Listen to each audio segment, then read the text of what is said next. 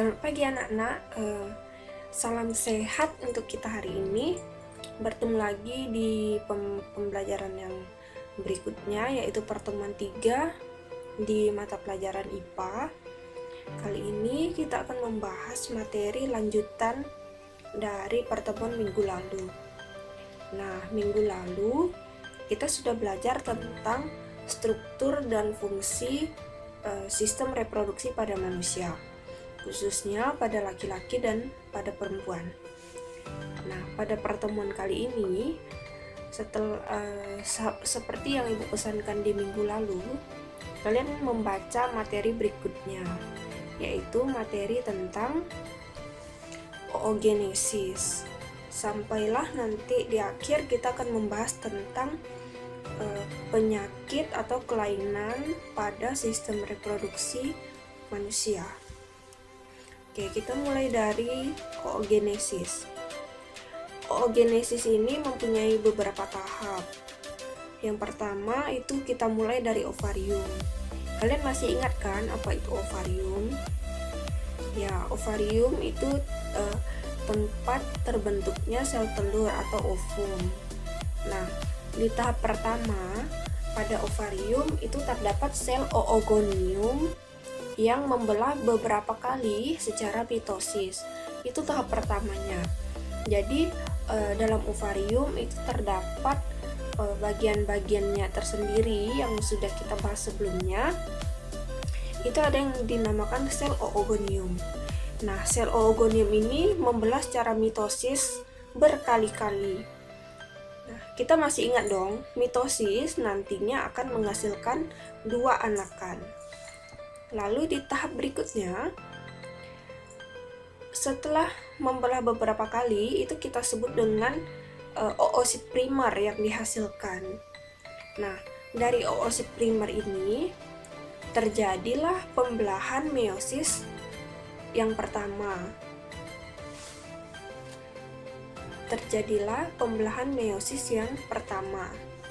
Kemudian, ketika terjadi pembelahan meiosis, maka akan menghasilkan satu oosit yang bersifat sekunder dan satu polosit.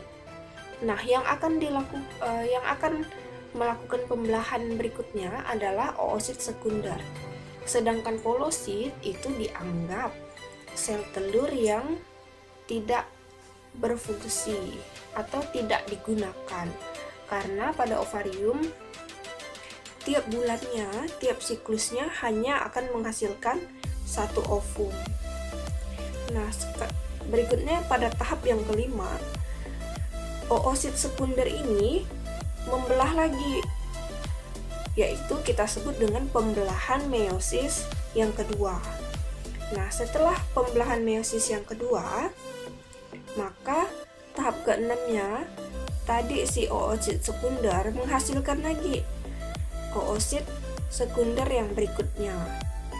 Dan dari oosit sekunder ini menghasilkan 1 buah ootit dan 3 buah polosit. Nah, maka polosit yang berjumlah 3 buah itu tidak digunakan. Yang digunakan untuk pembelahan berikutnya hanya ada ootit. Nah, setelah sampai di tahap ketujuh yang menghasilkan ootit, folikel dalam ovarium, folikel itu yang berwarna kuning yang seperti lapisan lemak, dia dominan dilapisi lapisan lemak. Nah, folikel ini membelah atau pecah dengan dibantu dengan hormon estrogen yang berada di ovarium. Hormon estrogen ini membantu folikel itu membelah sehingga nantinya ada ovum yang keluar dari ovarium yang siap dibuahi. Nah, setelah ini, maka tahap yang ke-9, selain dibantu oleh hormon estrogen, maka folikel juga dibantu oleh LH. LH ini hormon. LH itu kepanjangannya luteinizing hormone. Nah, LH ini mendorong terjadinya ovulasi. Ovulasi itu artinya melepasnya sel telur dari ovarium. Jadi dia siap dikerumuni oleh sperma. Nah, setelah berhasil ovulasi atau ovarium berhasil keluar dari ovarium, maka dia telah tadi siap dibuahi. Nah, ketika dalam satu siklusnya atau satu periodenya tidak terjadi pembuahan, maka secara otomatis ovarium tersebut akan meluruh, akan mati, dan terjadi lagi siklus berikutnya kembali ke tahap yang pertama. Begitu seterusnya ketika dia tidak dibuahi. Nah, ketika dia tidak dibuahi artinya kan tidak terjadi kehamilan. Nah, ketika tidak terjadi kehamilan, pasti tahu dong apa yang terjadi setiap bulannya pada wanita atau pada perempuan. Ya, betul sekali. Maka akan terjadi yang namanya menstruasi atau yang kita sebut datang bulan.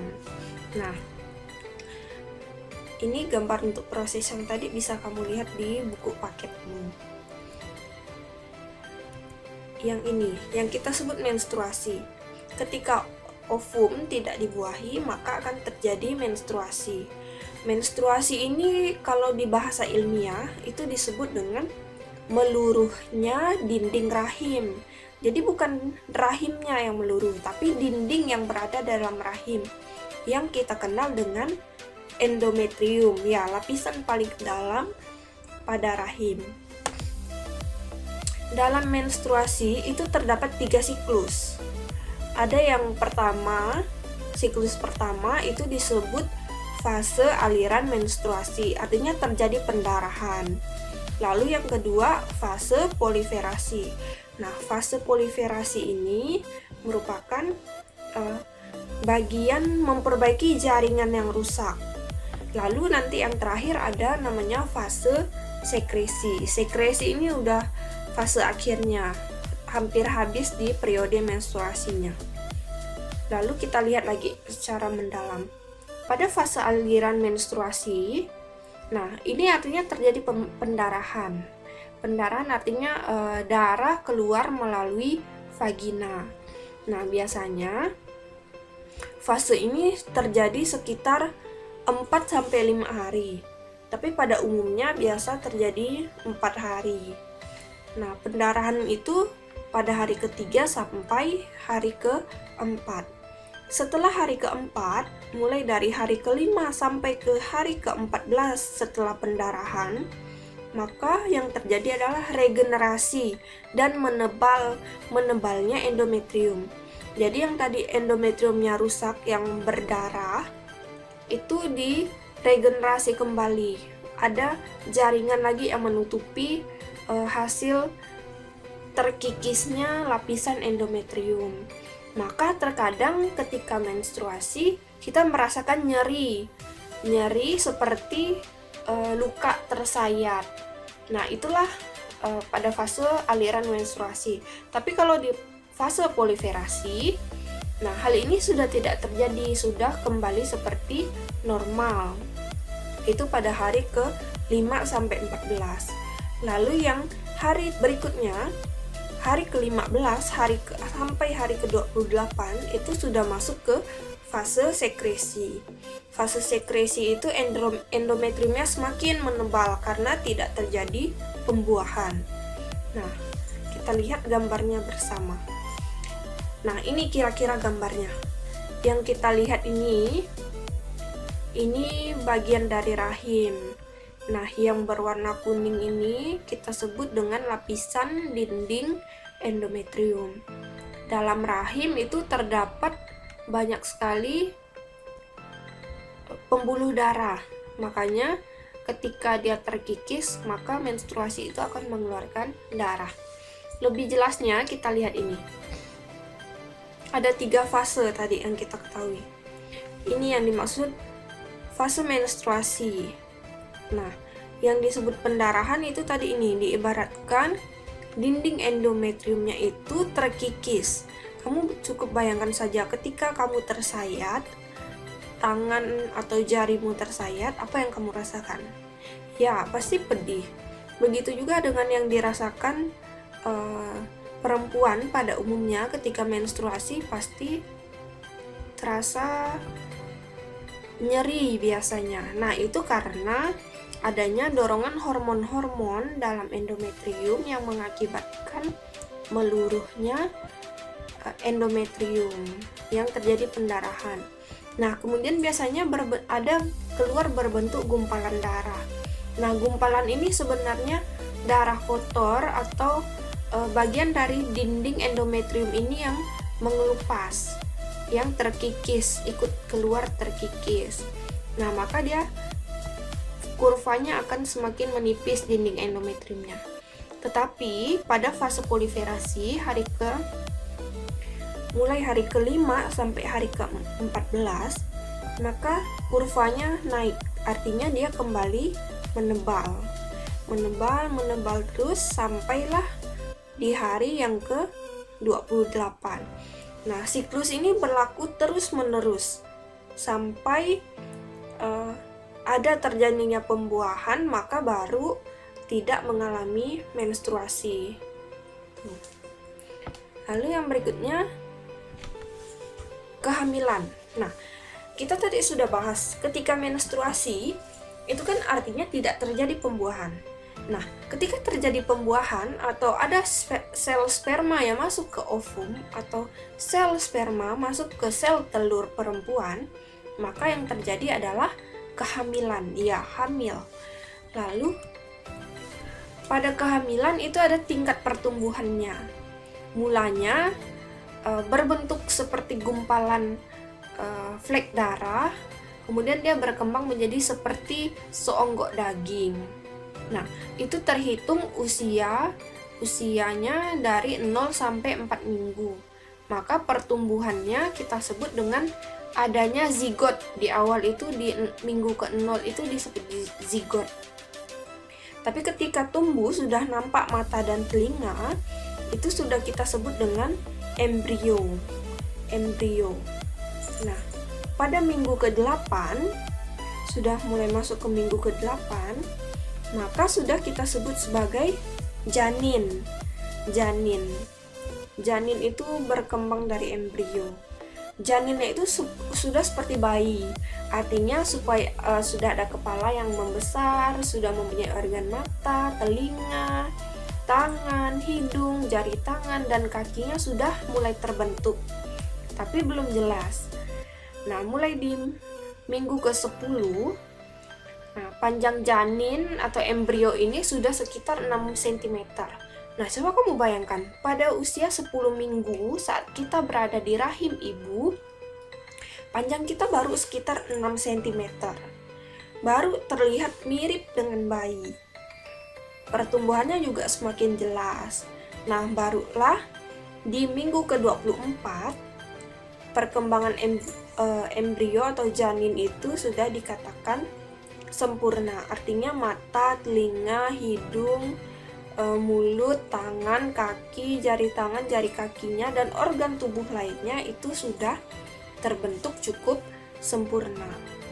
Nah, biasanya pada kehamilan ke-24 ini kita sudah bisa mengetahui jenis kelamin calon bayi tersebut atau jenis kelamin janin tersebut, apakah dia perempuan atau laki-laki. Cuma biasanya belum tepat karena masih dalam tahap perkembangan menuju yang sesempurna mungkin. Maka itulah salah satu USG pada ibu hamil untuk melihat perkembangan janin, sehingga jika ada kelainan bisa cepat ditemukan atau cepat diketahui oleh sang orang tua, dan mungkin masih bisa diatasi. Setelah itu pada usia sekitar 37 sampai minggu yang ke-40, maka panjang janin itu sudah kurang lebih 40 cm. 40 cm bisa kamu kira-kirakan nanti pakai garis. 40 cm itu sepanjang mana. Itu ukuran normalnya untuk bayi yang dilahirkan nantinya. Nah, pada umumnya tidak tepat pada minggu ke-40 bayi itu lahir atau janin itu lahir. biasanya di sekitaran minggu ke-38 sampai minggu ke-40. Itu yang dikatakan secara normalnya janin itu sudah siap untuk dilahirkan. Nah, pembahasan berikutnya, setelah itu kita pasti tahu setiap segala sesuatu pasti harus kita jaga kesehatannya. Sama juga dengan organ reproduksi kita masing-masing, baik itu perempuan maupun itu laki-laki. Ada beberapa penyakit atau kelainan yang ditimbulkan, yang muncul ketika kita tidak menjaga kesehatan organ reproduksi kita. Coba kita lihat satu persatu. Contohnya HIV atau AIDS. Pasti sudah tidak asing lagi untuk kita semua. Ya, HIV itu kepanjangannya Human Immunodeficiency Virus atau yang disingkat dengan HIV. Sedangkan AIDS, A-nya itu adalah acute, I-nya itu immuno, D-nya itu deficiency, S itu syndrome. Maka kedua penyebutan ini berbeda, cuma sama halnya dia menyerang sistem imun kita atau sistem kekebalan tubuh kita oleh virus. Biasanya ini menyerang orang-orang orang dewasa pada umumnya yang suka bergonta-ganti pasangan atau kehidupan reproduksinya tidak sehat. Maka ini perlu untuk kita pelajari supaya kita tahu apa akibatnya di kemudian hari. Penyakit yang kedua itu ada gonorrhea. Gonorrhea itu kita singkat GO biasanya, penyakitnya GO. Nah, bagian yang kedua ini kamu bisa cari dan baca dari bukumu. Yang ketiga itu ada sifilis. Sifilis ini pada umumnya bisa menjangkit perempuan, bisa juga menjangkit laki-laki. Tapi pada umumnya penyakit sifilis ini menjangkit laki-laki karena jorok atau tidak menjaga kebersihan organ reproduksi. Lalu yang bagian keempat ada herpes genitalis. Herpes genitalis ini juga sama, bisa terjadi pada perempuan, bisa juga terjadi pada laki-laki, tapi pada umumnya terjadi pada laki-laki. Herpes itu dia menyerang organ sekitar kemaluan atau alat reproduksi kita. Dia berbentuk seperti bisul. Jadi ketika bisul yang seperti bisul itu pecah, maka dia akan luka dan virusnya itu menyerang bagian lain yang terkontaminasi dengan yang seperti bisul itu tadi, dan dia juga bernanah. Dan contoh yang terakhir ada penyakit epididymitis. Epididymitis ini menjangkit laki-laki, hanya menyakit laki-laki karena yang punya bagian organ reproduksi epididymitis itu adalah laki-laki. Nah, untuk tahu lebih lanjutnya kamu bisa baca lagi di buku-buku atau kamu searching di Google. Pasti lebih banyak penyakit pada sistem reproduksi yang akan kita ketahui. Selain itu, pastinya kita harus tahu dong bagaimana cara untuk menghindari penyakit-penyakit ini. Nah, berikut kita akan melihat beberapa cara untuk menjaga kesehatan organ reproduksi. Yang pertama, ketika kita menggunakan celana dalam, sebaiknya kita menggunakan yang berbahan katun dan teksturnya lembut. Mengapa berbahan katun dan tekstur lembut? Kalau berbahan katun, dia biasanya sangat baik untuk menyerap keringat. Jadi tidak lembab di bagian organ reproduksi kita. Lalu kenapa bertekstur lembut? Supaya ketika kita bergerak tidak membuat organ reproduksi kita atau daerah sekitar organ reproduksi kita itu lecet atau luka. Yang kedua, untuk khusus yang perempuan, mengganti pembalut sesering mungkin ketika sedang menstruasi. minimal dalam satu hari itu mengganti pembalut 2-3 kali, itu minimal, tergantung dari menstruasi yang terjadi. Usahakan mengganti pembalut sesering mungkin, dan ingat harus dicuci dan dibersihkan benar-benar dan dibuang di tempat yang semestinya. Lalu yang berikutnya, ini yang pasti kita lakukan, membilas bersih organ reproduksi. Setelah kita buang air kecil atau buang air besar, tetap wajib kita harus membilas bersih organ reproduksi. Nah, ini untuk yang para laki-laki atau yang cowok. Biasanya kalau habis buang air kecil, biasanya tidak disiram. Nah, itu mulai dari sekarang, hindari hal itu, buang jauh-jauh. Maka kita harus selalu membilas organ reproduksi supaya terhindar dari penyakit-penyakit yang kita sudah bahas tadi. Selain itu juga ketika sudah membilas harus juga dikeringkan supaya tidak lembab. Kalau lembab itu mengundang virus atau jamur untuk bersarang. Yang berikutnya, nah ini juga untuk yang perempuan. Hindari penggunaan panty liner yang secara terus-menerus. Boleh kita gunakan, cuma tidak terus-menerus. Misalnya dalam beberapa waktu saja, atau biasanya pada saat di akhir dari menstruasi biasanya kita menggunakan panty liner. Lalu yang berikutnya, mengganti celana dalam. Nah, ini yang perlu kita perhatikan. Minimal itu 2-3 kali sehari. Artinya kan pagi mandi itu kamu ganti celana dalam. Nah, siang kalau misalnya setelah beraktivitas atau kamu mandi siang, pasti ganti celana dalam. Nah, setelah itu sore itu kan mandi lagi. Nah, itu ganti celana dalam. Dan biasanya saat sebelum tidur itu juga kita kan bersih-bersih. Nah, itu juga sebaiknya harus ganti celana dalam ya. Jadi minimal 2-3 kali sehari. Minimal ya, ingat minimal. Dan tips yang terakhir adalah kita harus selalu rajin berolahraga secara rutin, kemudian makan buah dan sayuran supaya tingkat imun kita itu tetap terjaga. Nah, sekian untuk pembahasan pada pertemuan hari ini. Jika ada yang perlu ditanyakan, silahkan langsung tanyakan melalui media yang sudah kita sepakati. Kemudian, untuk tugasmu yang berikutnya, nanti kamu harus mengecek media pembelajaran yang sudah disediakan. Nah, nanti di sana ada tugasnya.